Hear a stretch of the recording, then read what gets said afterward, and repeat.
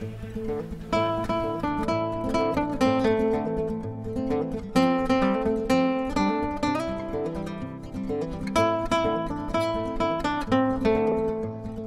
Peter, so just wanted to talk today about the proposed fight between Callum Smith and Canelo Alvarez. Now, this is talking about taking place on December the 18th or 19th. There's a little bit of confusion over whether it's going to be 18th or 19th. Canelo's definitely going to fight on that date, but they're fighting at the AT&T Stadium in Arlington, Texas, which is the home of the Dallas Cowboys. They've got to host the 49ers on the 20th, so they're just talking about whether they can take the stadium down and turn it back into a football field in time. So December 18th or 19th, for Canelo's next outing. Now, we thought it was likely to be Caleb Plant that was going to take this date, but now it looks like Liam Smith is the front runner. So really exciting. Eddie Hearn's got on top of that.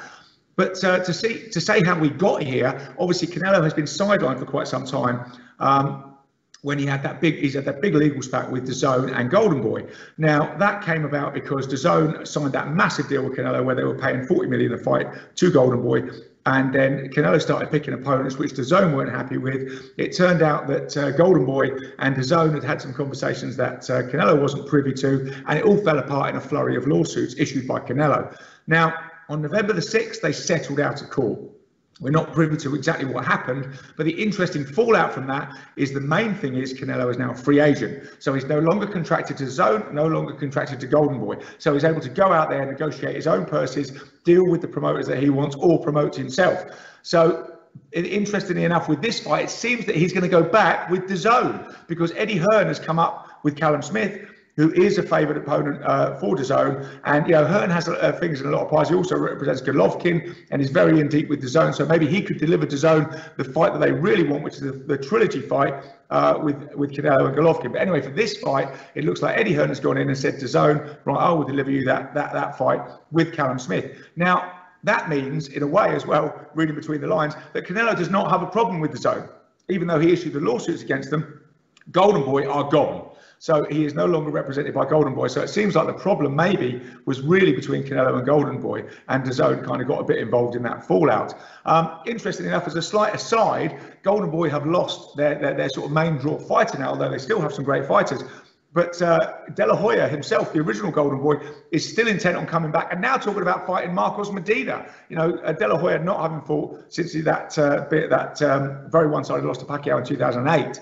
And Medina not having fought since his second fight with Floyd Mayweather, and it seems like he went back to Argentina with his millions and blew up in weight to about 3 times the size. But apparently he's back in training.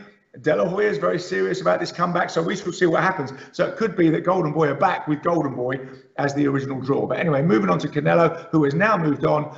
Looks like he's definitely fighting on that date in that arena, and Callum Smith has moved to the 4 as the opponent. Now, there's a little bit of history between Smith and Canelo, in the sense that Callum was mooted as an opponent for Canelo the last time before all these lawsuits came and it all fell apart. And now he's back in the frame. As I said before, it looked like Caleb Plant was going to be the number 1, going to be the guy in the opposite corner, the IBF super middleweight champion. But now it looks like it's going to be Callum Smith. But we've got to see that come out. But previously, his brother has faced Canelo at this same arena. The only time Canelo has fought at this arena was in 2016 against Liam Smith, and it was a 9th round stoppage. So there's a little bit of history there, and maybe he wants to get revenge for that stoppage of his brother. Interestingly enough, another little bit of trivia on this fight. Canelo has 3 brothers who are professional fighters, so a strong fighting family. Smith has 4 brothers who are professional fighters, so another strong fighting family. So those guys are presumably going to be ringside. It's going to be a limited crowd, I'm told, at the AT&T on December the 19th. But there will be a crowd of sorts. So I'm sure those guys will all be there. So, it's going to be an exciting fight. Again, I think this is Eddie Hearn moving in, and, this is going to be a fight-by-fight deal for Canelo, but very interestingly, Hearn, can deliver a lot with DAZN, with Golovkin, and bring a lot to Canelo. So we're going to see how this breaks down. But at the moment, we're waiting for the contract to be finally signed. But it's very much looking like Callum Smith will be in the opposite corner to Canelo on December the 19th at the AT&T Arena in Arlington, Texas. So let's break this fight down a bit. Now we know how we got here. How is it actually going to play out? Well, interestingly enough, they're both 30 years of age. You always forget that with Canelo, because he's been around for so long. You just feel like, he's been there forever, and you think that Smith would be the young guy coming through. But no, in fact, they're both 30 years old. Their respective records. I mean, Callum Smith, one of the reasons he's being targeted is he's the WBA super champion, and he's 27-0 with 19 stoppages. Canelo is 53-1. That one loss coming to Floyd Mayweather with 2 draws, and with 36 stoppages. So obviously the main draw in the sport. Now, one of the interesting things when you look at this fight is they both fought in November. Canelo looked very good stopping Kovalev up at light heavy, and Smith didn't look so great after a run of great fights and really establishing himself as the #1 at super middle. He kind of struggled against John Ryder when everybody thought that was going to be a kind of gimme fight for Callum Smith, and that he'd moved up levels over John Ryder. But he struggled a little bit in that fight. But styles make fights. Ryder was a southpaw, and boxed tactically very well, keeping it very close to Smith. But in this fight, coming up against Canelo, the interesting thing is the height disparity. Canelo is 5'8", Callum Smith is 6'4". So that's the first thing. Very long levers, but for a very long levered guy, he does work very well inside, and he does work very well to the body. But you would have thought the first thing he's going to try and do is get out there behind that jab and move and use his boxing and keep those long levers to keep Canelo off. But obviously Canelo is used to that. Now, Tony Bellew's had a bit of input on this fight as well. As soon as it was moved in, obviously very good friends with Callum Smith. Bellew actually said that he thinks that Smith will stop Canelo. So that's going out a bit on a limb, because obviously, Smith is going to be a strong underdog in this fight. But Bellew said that, no, the thing is, Canelo is very strong in there. He's never been pushed around. But Smith is so big at the weight, he's so physically strong that he will be able to get in there and bully Canelo, which will be a whole different kettle of fish for Canelo. But looking at how the fight breaks down again, you would expect Smith to try and stay behind the long jab, but eventually Canelo will get inside. There is no way to keep a fighter of that quality away from you with that long jab and the long straight right hand. So eventually it will come at close quarters. Now, interestingly enough as well, for a tall, rangy guy, Smith is known as a body puncher, as obviously is Canelo with that Mexican heritage and the style of fighting that he comes with. So it's going to get inside fighting at some point, and they're both going to be looking to hit the body. Canelo because he's got a much longer, taller opponent, and Smith because he's going to need to try and take some gas out of Canelo, going down the straight, because I think he's going to have to plan, well, he will plan, for going the full 12 rounds. So, how this fight breaks down, it's going to be, I think, Smith early doors is probably going to nick some rounds while Canelo works him out. Then it's going to come inside, and that's where the real fight's going to take place, inside, to see if Smith can withstand the pressure of Canelo against his body, and if he can give some back and maybe take the wind a bit out of Canelo's sails. Now, you've got to say that Callum Smith is going into this as the underdog. But one interesting thing, at one point I wanted to make about this, Peter, is Canelo always picks his opponents. Canelo picks dates.